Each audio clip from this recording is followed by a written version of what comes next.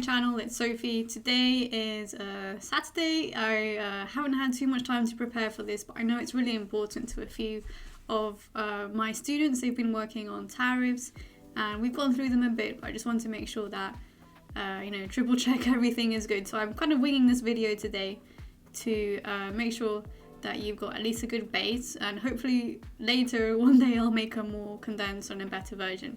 So in terms of a graph, we're gonna get a tariff raising the price that they were willing and able to sell at from P1 to P2.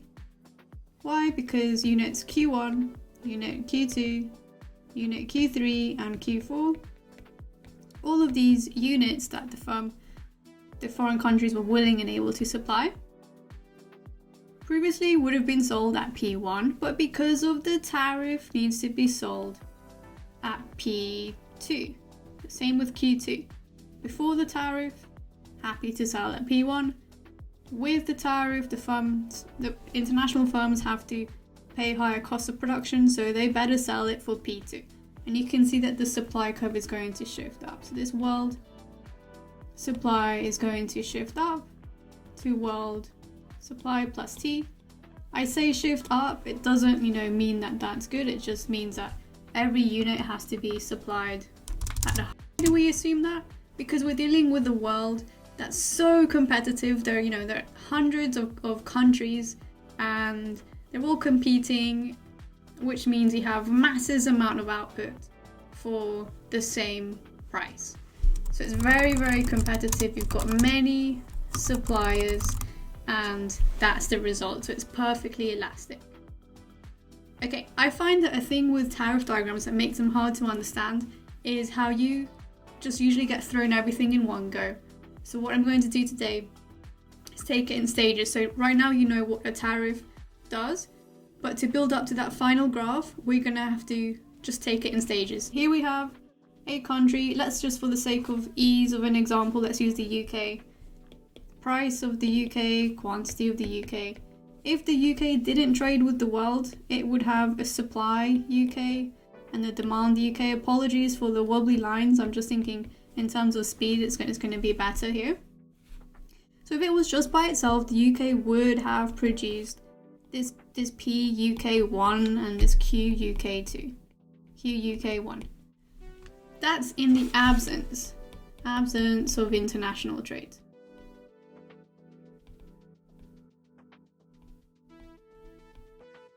So have a go at drawing that down. We're gonna build things up together.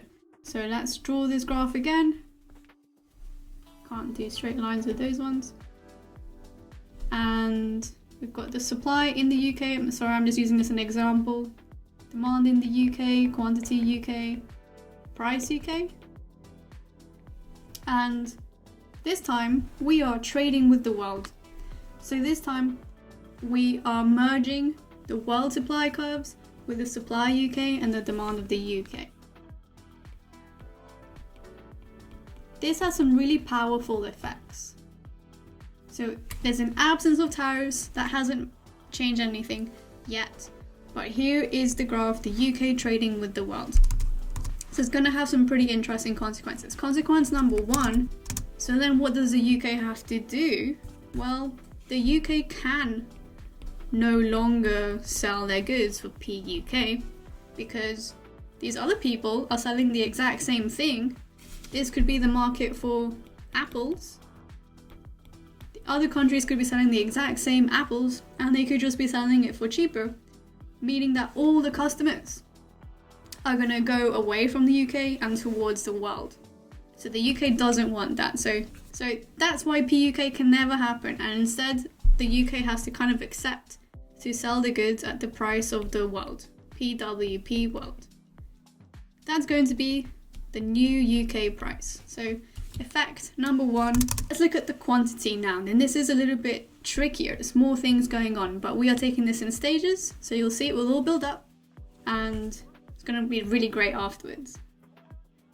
Okay, so what we want to find is, so I'm going to go across, we can kind of imagine going across P world, going across, and then here I found the UK supply curve. Go down, and that tells you the quantity that the UK is willing and able to sell. When the price is low, remember UK producers lack the incentive, they lack the profit motive to produce. It's not many profits in it for them. Also, it's more difficult to cover costs of production at these low prices. So the UK can't supply very much. It's very difficult to compete with the world in this case, because the world is just very efficient, can produce unlimited quantities all at the same prices. It's pretty tough. You want to kind of go across and find the UK demand curve, which is here. That I'm going to label as Q4. Now I'm labeling as Q4 because that will come in handy to put it as a 4 later. Apologies for the spelling, I was hoping Google to correct them. So there's more demand than supply at this price. Let's say Q4 is 20. Let's say Q1 is, okay, here's where the numbers didn't work, 5. So Q4, 20, Q1 is 5. So then the difference between that and that is 15. What have I done? I've done Q4 minus Q1, and you can just double check that will equal 15. So the difference between that and that is consumers wanted 20, they could only find 5, they want another 15. That's the excess demand. And the excess demand is a quantity, so don't shade anything in, it's just a quantity between that and that. Q1 and Q4. This is the excess demand quantity. Let's just make that clear, it's a quantity. Okay, so here we're in a pickle. The UK consumers want more than they can actually have. So it's going to be pretty cool because this Q4 minus Q1 is then going to turn into the quantity of imports because the UK couldn't find it locally. So this blue distance there is the quantity of imports. I'm going to label it as QM only because imports are usually labeled as an M. I'm just going to get rid of these other numbers for now. Hope you had that saved. And I'm going to get rid of this like old price because it just doesn't happen anymore. And here we have it. When the UK opens up to trade with the world, prices decrease, the UK supplies less, the UK demands more, and then the UK starts importing. So here I have a challenge question for you. I'm going to write keywords. So there's no tariffs yet, just wondering how much does the UK spend on imports? Give you a couple minutes to think about that, press pause, have a go at it yourself. Really worthwhile. You'll see a couple of these exam questions. They like to mess with you a little bit. They like to ask you slightly unusual, different questions as to what you'd be used to. Okay, to find out how much is spent on imports, you want to get the quantity of imports and you want to multiply it by the price these imports were purchased at.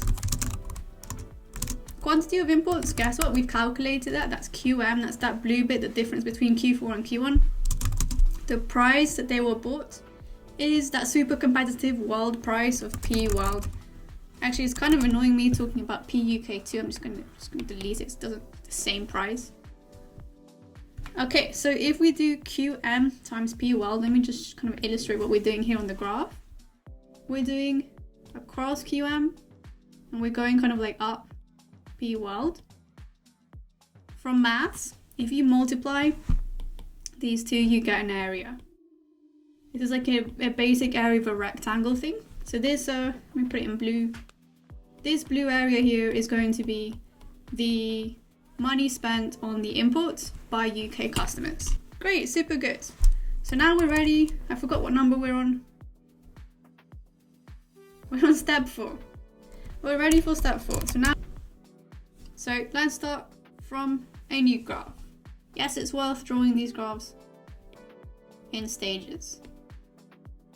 So here we have supply the UK, demand the UK, quantity UK, price UK, and we've got, okay, maybe I'll use a ruler for just that one.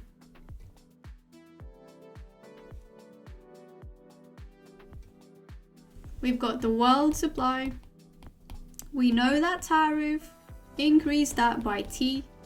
So we've got world supply plus T. I'm very happy to answer any questions kind of at the bottom. Just let me know. So the world goes from P1, I'm just going to call it P1, P2. Price increases from P1 to P2. So a tariff. And because everyone is charging at P2, in fact, there should be really an expansion of supply. And we kind of get the original quantity that the UK supplied. Remember what we do? We go across from P1.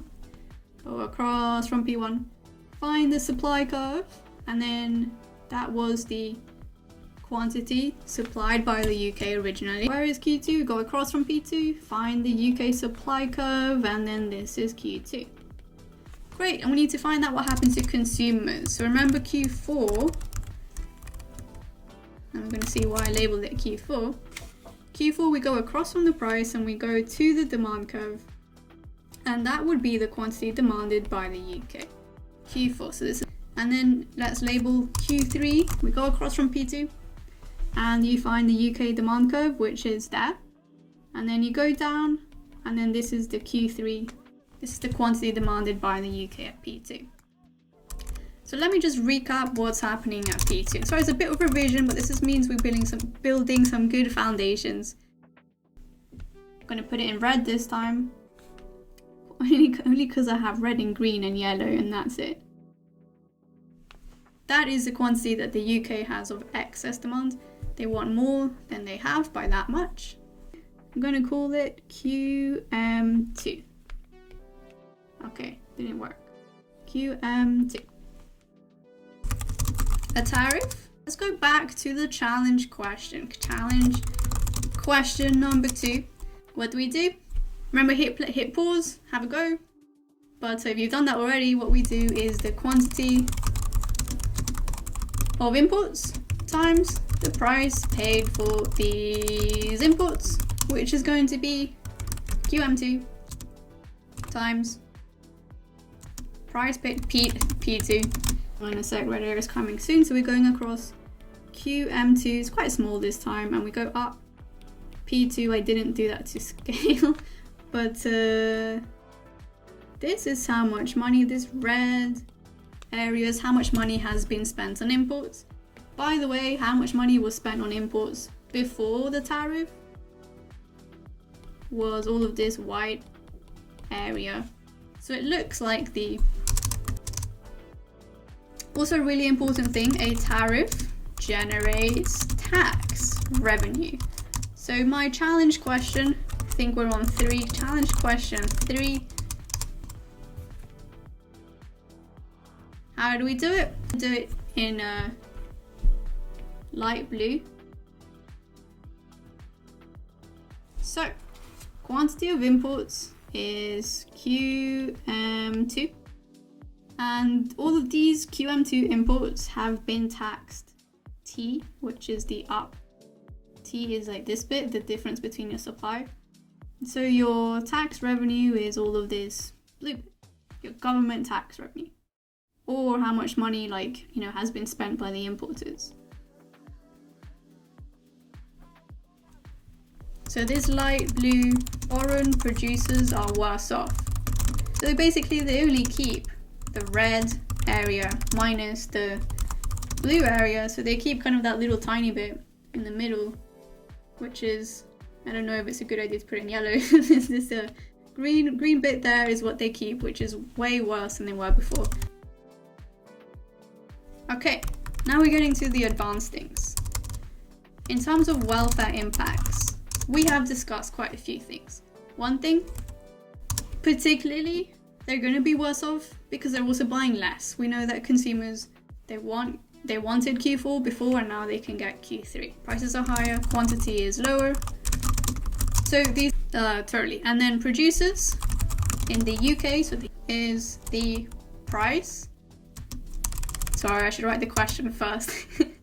What is the revenue the UK produces before the tariff and after the tariff?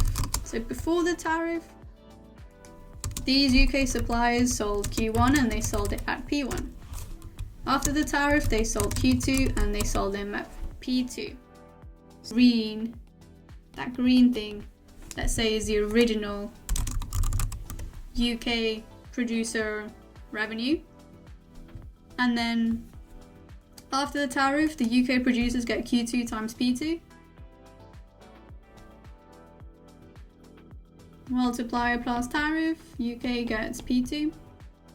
And they sell Q2 units. So what happens? They get all of this white area there. Okay, great. That's something that gets asked sometimes.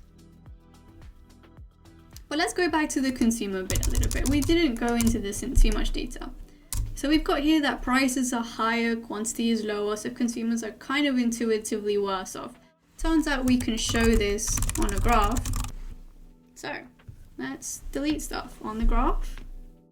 So to know, to draw the consumer welfare, you need to get really clear on the definition. So definitely write this down. Demanded but purchased. Put that in caps. What they were willing and able to pay is our demand curve. What they actually paid was P1, and the units they purchased is Q4.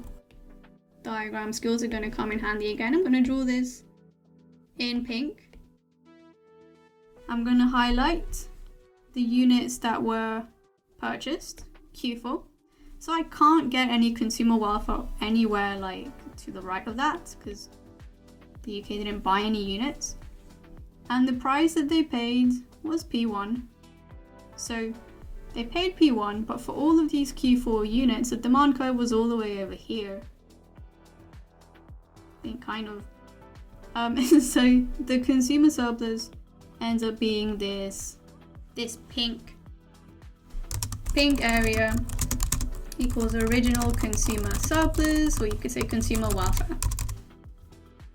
And then let's take a look at the consumer welfare after the tariff. Start with the quantity. They only bought Q3, so I can't get any welfare or any units more than Q3. The price they paid, watch out, is P2. Yeah, I wrote that. P2.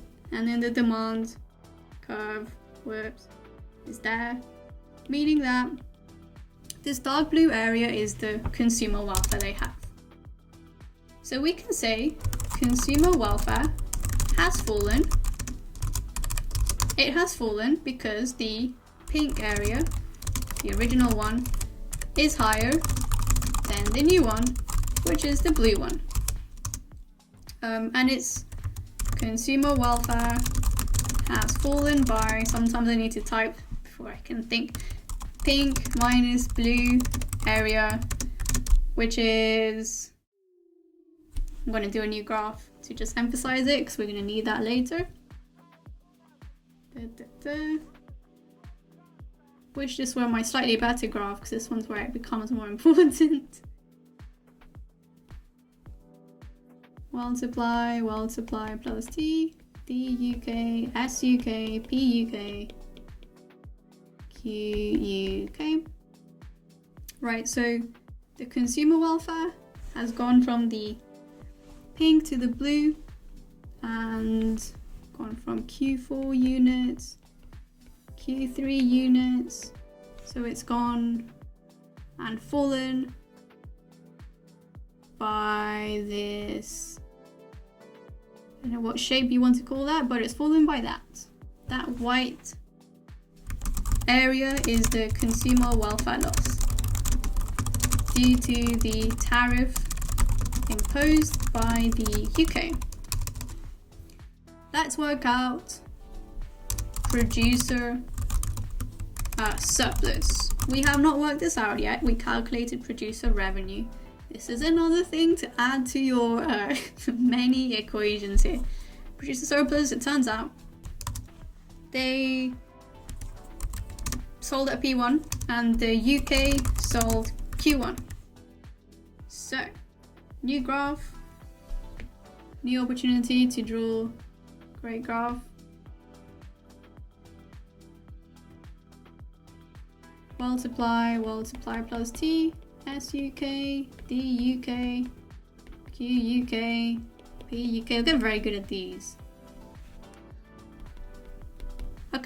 before the tariff, they were selling at P1, and then they sold only Q1. So I'm going to take the difference between what they were willing to supply at, that's the supply curve, so highlight the supply curve, and what they actually sold for, which is this bit, and you get this tiny kind of green triangle there. So original producer surplus equals green triangle. And then let's take a look and find the producer surplus after the tariff. After the tariff, these guys sold at P2. And then they sold Q2 units in the UK. We're talking about UK producers, by the way. UK producers are selling at P2 and they are selling Q2 units. So let's do the same thing. Let's do the difference between the supply curve. I'm doing it in red, I think. Difference between the supply curve, red, and the price they sold, red, for all those units. So all of that red area equals the new producer surplus. And there's increase in producer welfare surplus is equal to the red minus the green, which gives you, oh no, not another color. This gives you, not white, use white, yellow, gives you yellow welfare gain. Okay, producers done, consumers done. We need to look at the government. We've talked about this before. Here, that was the government tax revenue, quantity of imports times the tariff. So it's the light blue. Right, so I'm going to delete some stuff from this graph. I'm going to delete the original producer surplus and the new one. I actually only care about the change in, okay, not if that happens. Oh no. Okay, plan B is going to be just highlight that a little bit more. Make the red bits disappear.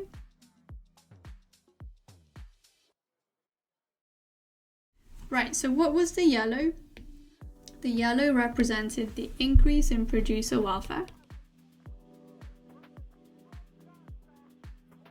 Producer surplus. The light blue represented the increase in government revenue. And then we had a white area which represented the loss of consumer surplus. I'm gonna just kind of highlight that there. That all of that white bit is the loss in consumer welfare.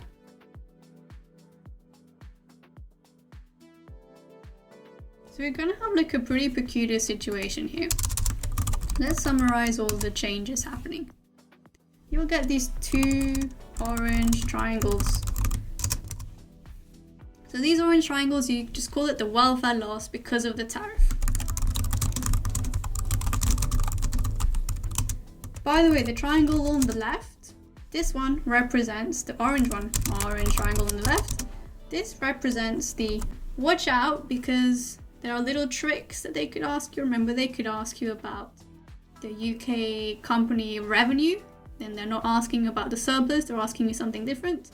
They could ask you about international consumers, international producers revenue. They can ask you all kinds of slightly different questions to what you'd expect. But hopefully this video gives you a pretty good foundation, building up very slowly through that tariff diagram. Let me know if you like this style of video. I'm very curious. I haven't, I didn't prepare as much for this as the other ones. The benefit of this is I can make them faster. I can make them more immediate to when you are needing some help. So let me know if you do still find this useful. And please subscribe to my channel if you do too. And then you will get notifications. So just click that red button that says subscribe and you'll get notifications when I've published another video that hopefully is still useful to you too. Thank you so much for watching this, for spending the time on this.